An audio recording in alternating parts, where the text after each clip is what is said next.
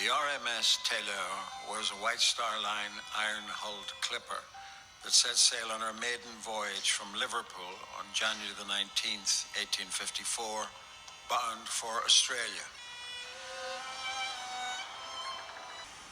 She struck with great violence on a reef of rocks. The shock was tremendous, shaking the vessel from stem to stern, and the scene of confusion and dismay that ensued baffled all description. The passengers rushing up the hatchway, husbands carrying their children, and women lying prostrate on the deck with their infants, screaming and imploring help.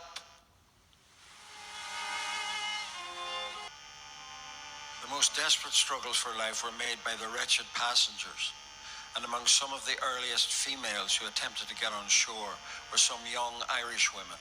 Most of them lost the hold of their rope and fell into the sea. The ropes were crowded by hundreds who, in their eagerness, terror, and confusion, frustrated each other's efforts for self-preservation. Probably the most singular circumstance which occurred throughout the whole lamentable occurrence was the almost miraculous preservation of an infant 9 months old, known as the Ocean Child. I have this morning received a letter from the Reverend John Jebb informing me that yesterday the little fellow sank under a chronic intestinal disorder. Allow me just to state that sympathy for the Ocean Child, Arthur Charles Griffiths, was not confined to the upper class. While the wealthy and the titled contributed and offered to adopt the child, the artisan, the mechanic and the labourer, and many from Dublin, sent me their generous proposals, and to their honour, be it stated, offered to share with him their hard-earned wages and to rear him as their own. He is now in better hands.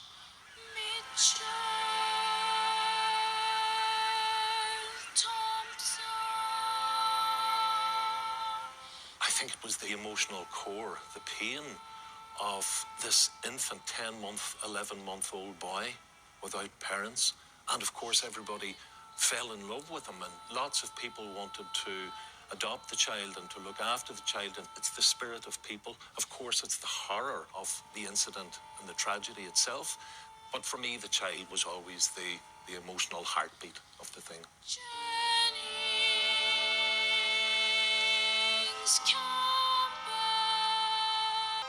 Now, a special theatrical work has been commissioned. It's named The Ocean Child, in memory of one of the most poignant stories from the disaster. It contains eyewitness reports from the time.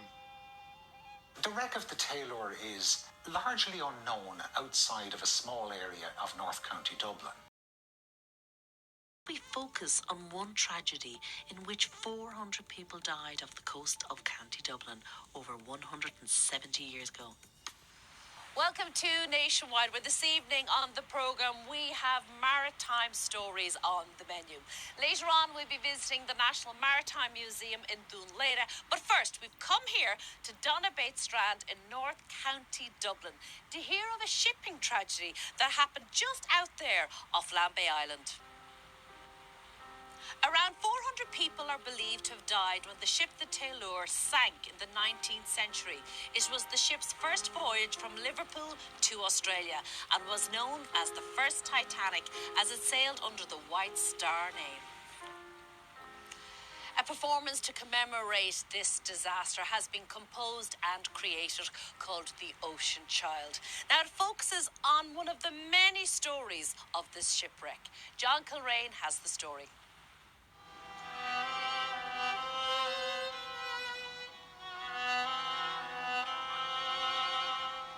There were about 650 people on board the Tayleur, of whom 250 survived. That means that 400 people drowned on the wreck, which makes it one of the worst seagoing disasters on the Irish coast.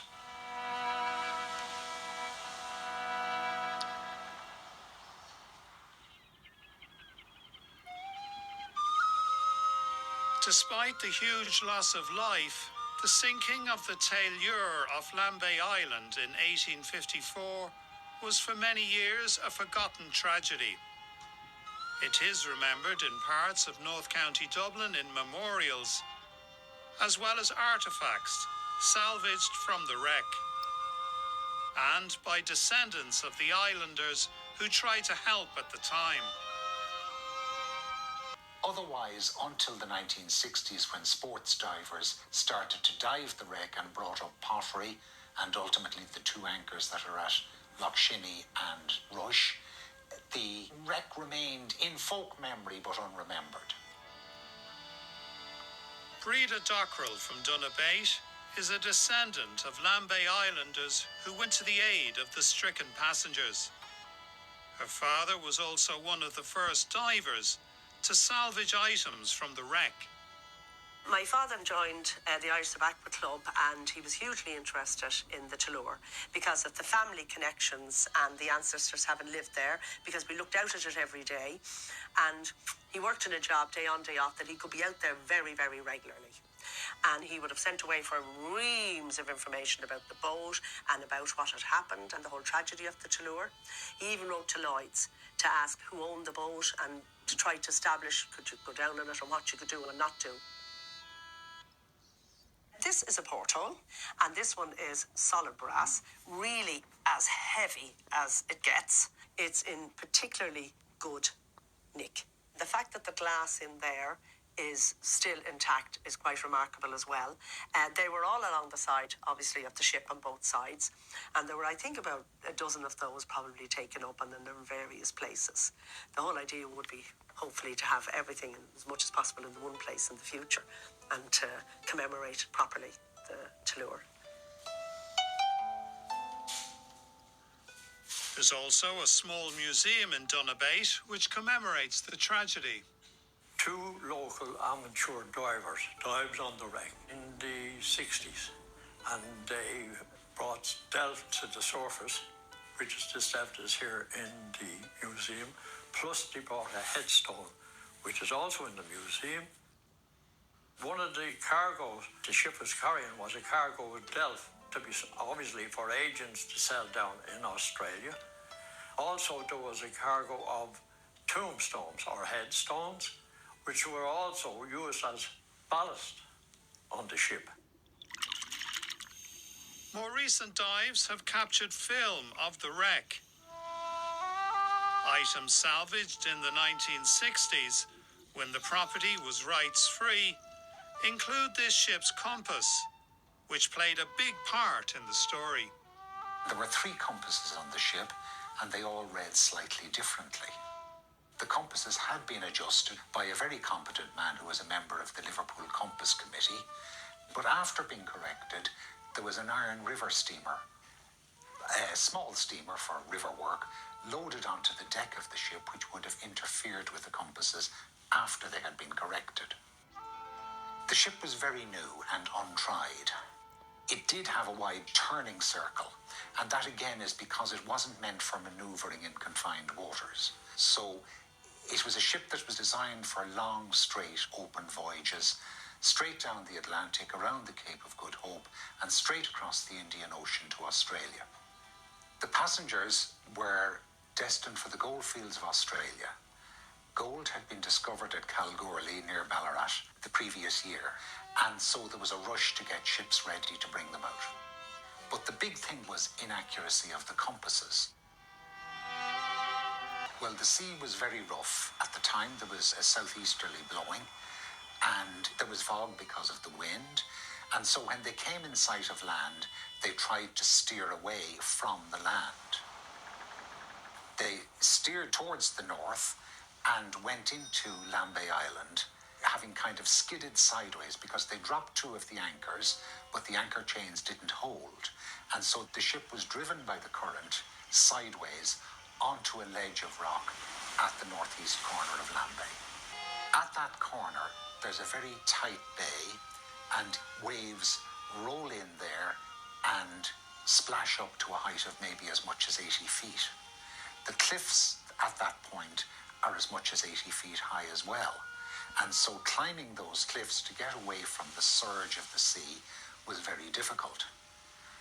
However, Some of the competent seamen managed to swing ashore on ropes, and spars from the masts were attached to the shore, and people who could scramble across these spars or climb across the ropes managed to survive. That explains why so few of the women aboard, only 3 of maybe 110, survived, and also why only 3 of 50 children survived. This little boy was found by a Frenchman or a German, according to other accounts, on the deck of the ship, and it's assumed that his parents had been washed overboard by a big wave, and this man took the child by its clothing in his teeth and climbed across a rope to the shore, bringing the child ashore safely. According to family lore, my ancestors lived in Lambay Island, 2 small little cottages right up at the highest point in Lambay Island. And what happened was, one day they're having their dinner, and the next minute there's a big bang on the door, and they open the door, and there's some foreign men there. They were Asian, Indian, Chinese extraction, didn't speak much English, but they indicated somehow that there was a big drama happening down, a shipwreck down on the shore. So one of the children, Jane, she was about 21 at the time, she was running out the door. All her brothers went, and they brought all the ropes with them. So they went down to try to save people by slinging the ropes over onto the ships. So when she got down there, lore has it that there was, I think, a Frenchman probably, who was there, and there was a baby there on the ground. And this baby was lifted up and given to Jane to bring back up to the house. So Jane brings the baby back up. The mother opens the door, takes in the baby. She's had a lot of children, and her youngest now, William, was 2. And this baby stayed there for a time, not too sure how long, until the baby was then brought to the mainland. The child was looked after for about 6 weeks by the wife of the Church of Ireland clergyman in Malahide. During that time, there was a fund raised to assist the child because, in a classic Victorian melodramatic style, the rescue and survival of the Ocean Child, as they called him, was a matter of newspaper interest.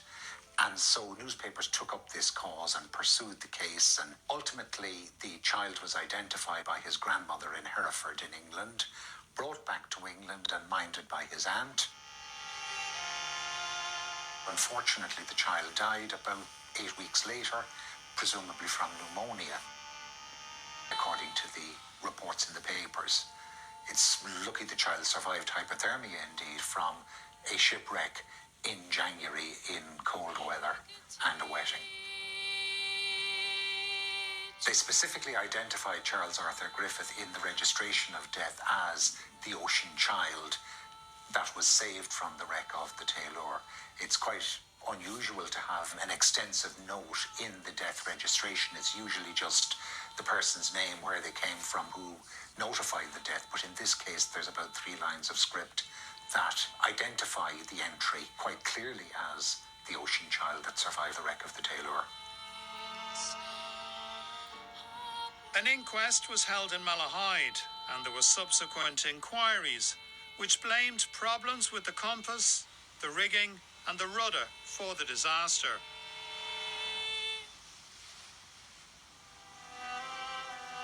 The grounds of this church on Lambay Island contain a mass grave of 100 people in this patch of ground. But the bodies of most of the dead, who were mainly British, were never recovered. In a cruel irony, they did not receive a proper burial, while the ship's cargo of tombstones lies still visible on the seabed.